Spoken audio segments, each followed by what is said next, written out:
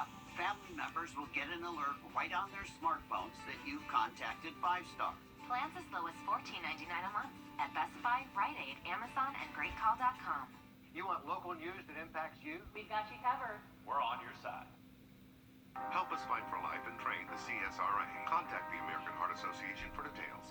Follow News 1226 on Instagram to see what's trending in your area. On your side, this is News 12 First at 5. A train rolls off the tracks in one South Carolina city. We'll show you the scene as crews now try and clean it up. But first, our biggest school district getting ready to start classes. Richmond County begins its school year tomorrow for elementary schools and the K-8 school campuses. But for the first time ever, more students will be learning at home instead of at school. News 12's Will Rio is live outside Richmond County's Transportation Department. Will?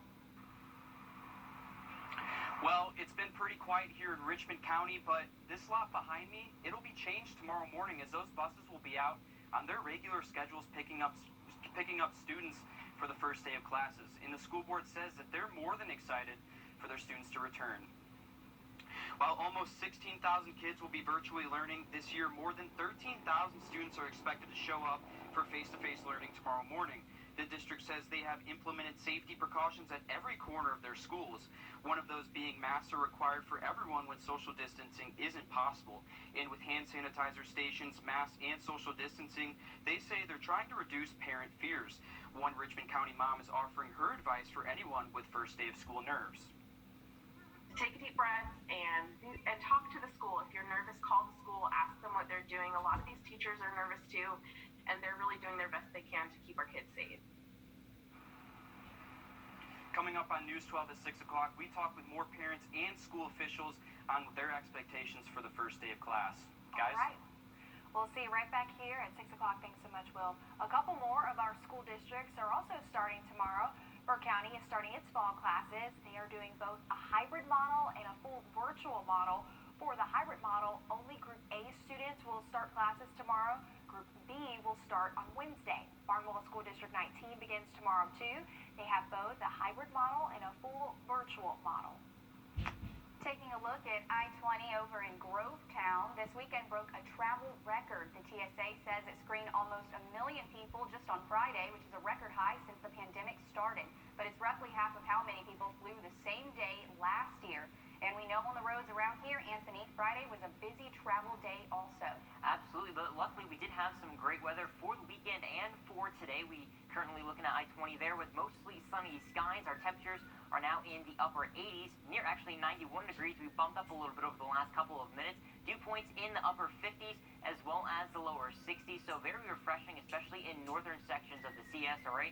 Around the rest of the region, lower 90s in places like SRS, Augusta, even Louisville, coming in right around at 90 degrees, but mid to lower 80s as you go north of I-20. We'll be in the same temperatures as we go through the day tomorrow, but earlier this morning, we actually saw some upper 50s in places like Aiken, Saluda, even Thompson coming in right around at 58 degrees, so definitely feeling like spring. Now we're going to have an update on the tropics and what the forecast is going to be later on tonight coming up in just a few minutes. Guys, back to you.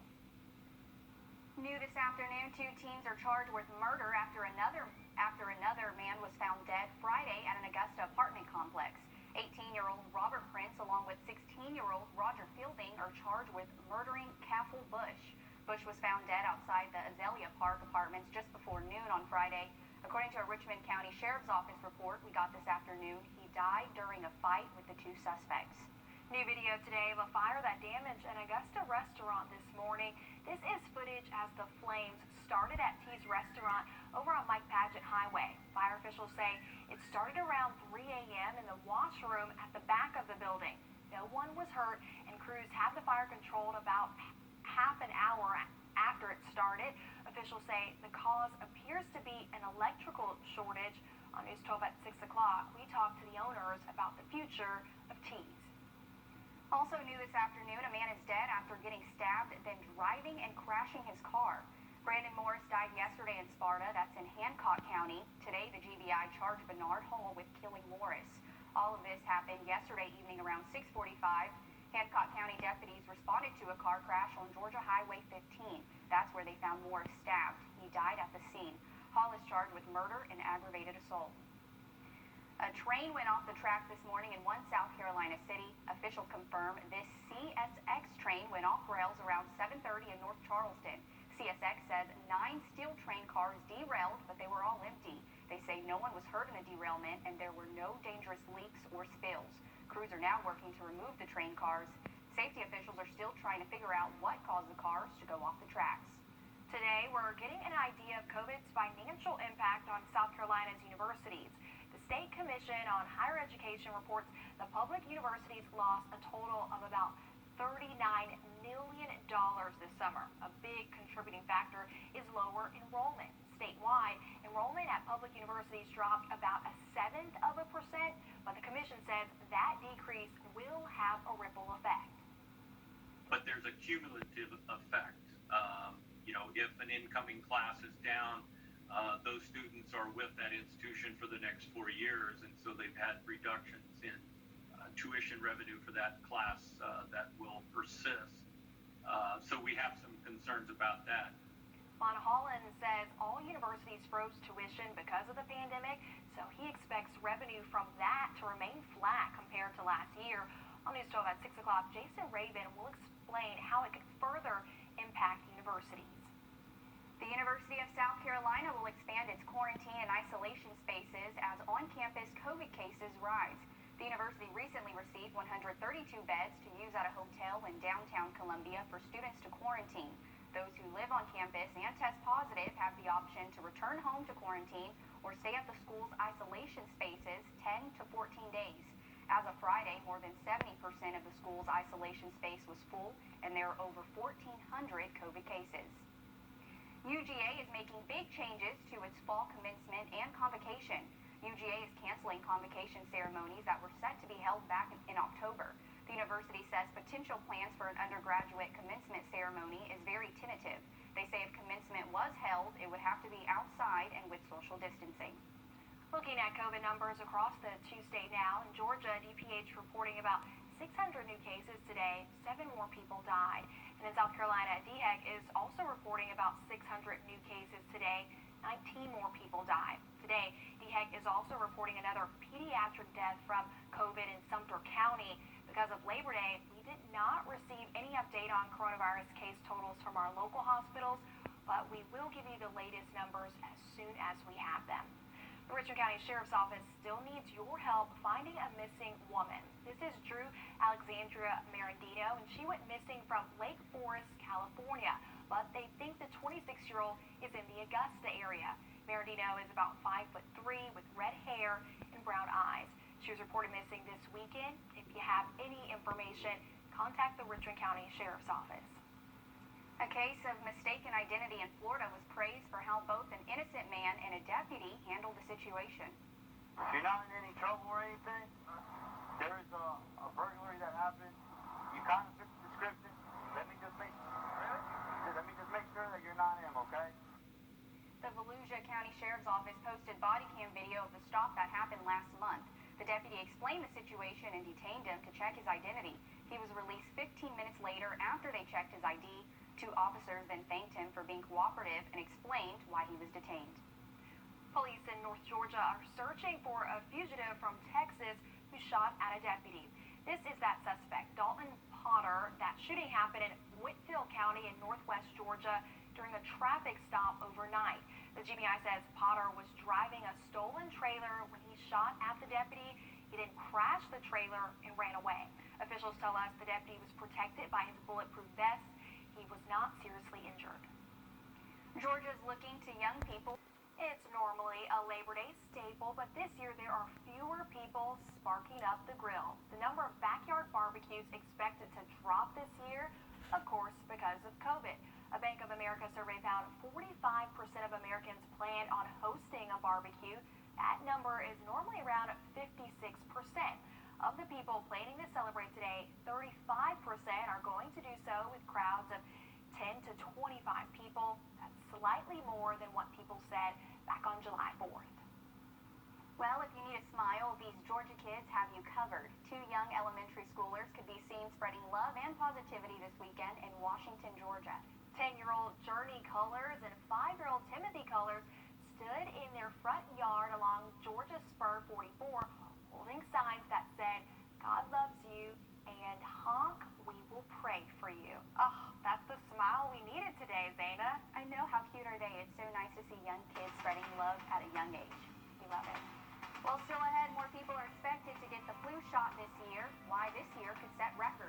90 seconds. So we don't have two tropical systems in the Atlantic. We'll have the latest hurricane track from the Hurricane Center coming up just after the break.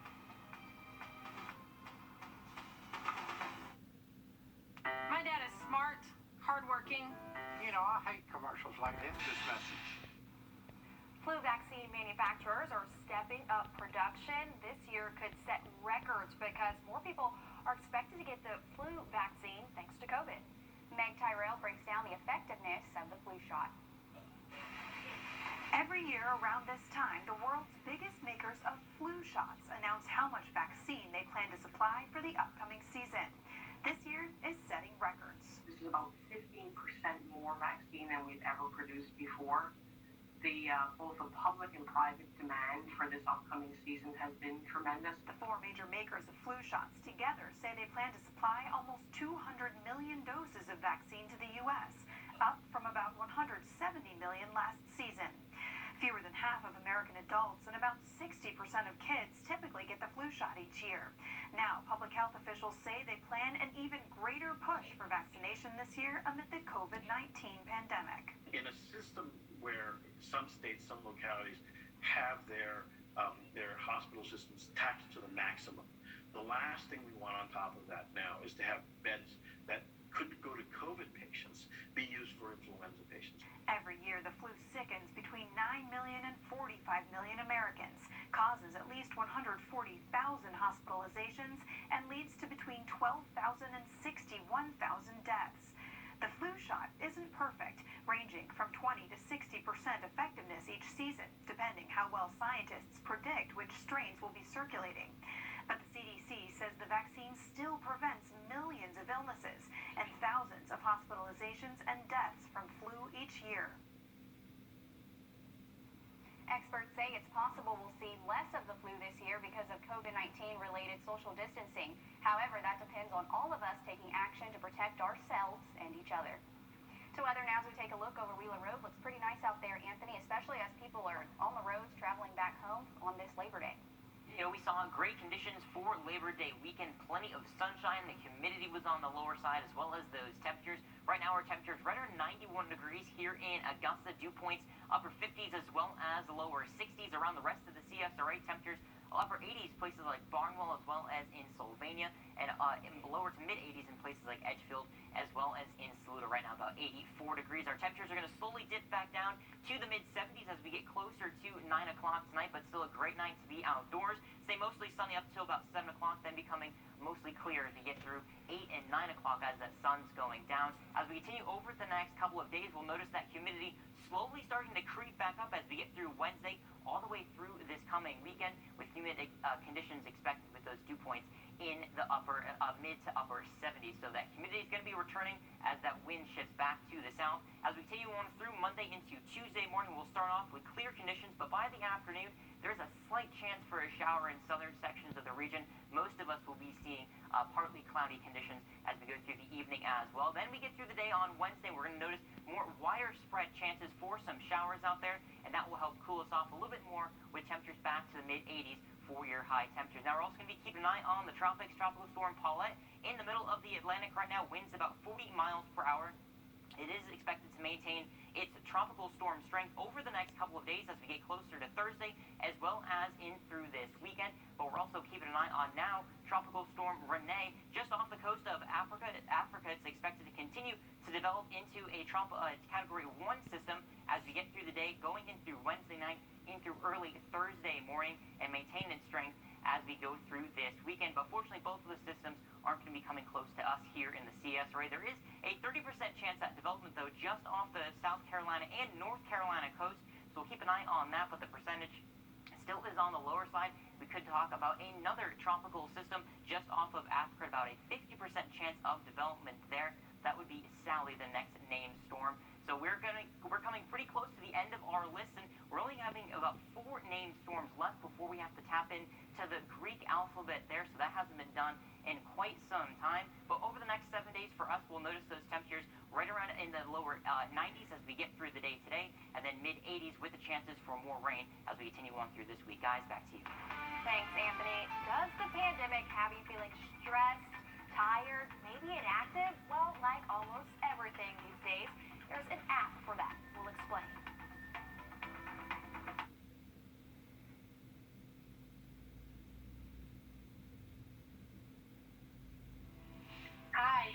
Fatima, a lawyer with the Eichholz Law Firm. How can I help you today? Hi, we're still having some issues with medical bills from a car accident a couple weeks ago. Let me get a little more information from you. Where did the accident happen? Well, it was, Together as a community, we will get through this and come out stronger and more vibrant on the other end. Here at the Eichholz Law Firm, we continue to work for you. No matter your circumstances, a call or video conference is all it takes to have the best team on your side. I imagine there's a woman inside each of us.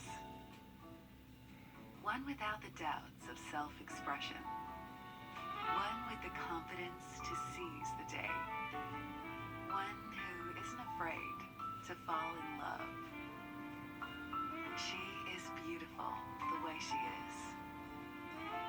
And her jewelry from Windsor is just a reminder. We need to This has been a challenging year, and we could all use a break to connect and share what we love. Music.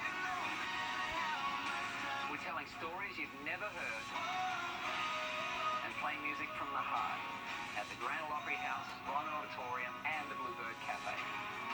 Come on home with me to Nashville, where my friends and I will honor the best of country music. Come Together with Music, the ACM Awards, live September 16th on CBS. Stress is affecting lots of people these days, keeping them awake at night and making them drowsy during the day. Jamie Tucker takes a look at an app designed to help fix that problem. It's not long after lunch, you've been sitting at the computer all day, and it's getting harder and harder to keep your eyes open. And if you're still working from home, the couch is right there. Pretty tempting. What we need, though, is a way to stay awake in the afternoon and maybe get some exercise in. Wake Out is an exercise smartphone app with quick workouts for situations we've all found ourselves in. Falling asleep on the couch, getting out of bed, and of course, in the office. The workouts are around 5 minutes and can be performed standing or sitting at your desk, chair squats, climbing the corporate ladder, and coffee lunges. Each exercise has a counter, and when the routine ends, Wake Out changes the music and begins the next exercise. The app also has a set of exercises for folks who are tapping on keyboards all day. These are designed to ward off carpal tunnel syndrome by giving your hands and fingers their own workout. If you want more, you can set a reminder to start a workout at a certain time every day. A Wake Out is not a free app. It's $5 a month, but it can be shared between 5 users. Sadly, it's available only for iPhones and iPads. Android users, I guess you can take a nap. I'm Jamie Tucker, and Wake Out is the app of the day. I think we need this app, Sierra. You know, I think you have the rest of the show taken care of, so I can just get up right now and go in this corner and do some You know squats. what? No, thank you. No, thank you. We're just going to leave it there, Anthony. You left out. I don't have an iPhone. Oh, I can't get it. Oh. You guys can do all the workouts. Sorry, for me then. Android users. I know. Well, as we continue on through the next couple of days, we have one more day of the sunshine. We'll keep an eye on the tropics, and that humidity is going to be making a comeback. One more look at that forecast coming up.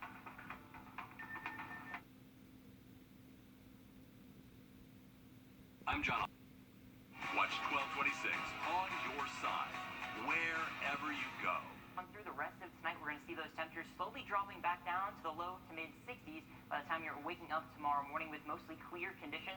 As we continue over the next couple of days, we'll notice that humidity slowly starting to make a comeback, but we will see another day with dew points in the 50s as you go through your Tuesday afternoon. As we continue on through all the way to Thursday and Friday, you'll notice a little bit more stickier conditions with dew points back in the 70s, mid-upper 70s in southern sections of the CSRA. And as we continue over the next few hours, we'll stay mostly clear tonight, but by tomorrow afternoon, the clouds work their way back into our region, and by Wednesday afternoon, we'll see the wider chance for some afternoon showers and possibly even a rumble of thunder or two. And as we go through the next couple of days, we'll keep an eye on the tropics. Tropical storm Paulette in the Atlantic, and actually, this is actually Renee, and that's going to be forming into possibly a Category 1 hurricane as we get closer to this weekend. So we'll keep an eye on it, but we are going to be seeing these systems remain in and out to sea. So no effects here in the CSRA. Zainab, we'll go over to you. Still ahead, amusement parks and beaches are just some places drawing in large crowds. Health officials warning this holiday weekend could bring a new